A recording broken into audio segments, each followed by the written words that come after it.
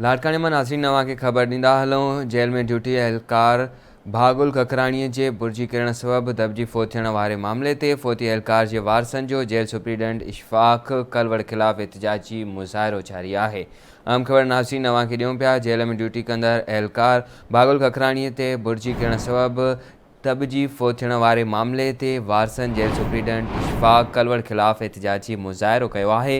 Photo एहलकार जे वारसनि जो VIP road ते लाश रखी एहतिजाजी धरणो जारी आहे। जेल सुप्रीडेंट इशफाक कलवड़ हथ सां एहलकार भागुल खे मारायो आहे, इहो चवणु आहे फोतीअ जे वारसनि जो।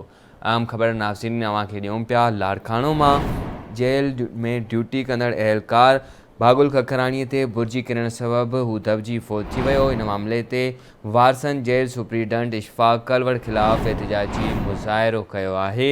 फोती एहलकार जे वारसनि जो VIP रोड ते लाश रखी एहतिजाजी धरणो जारी आहे।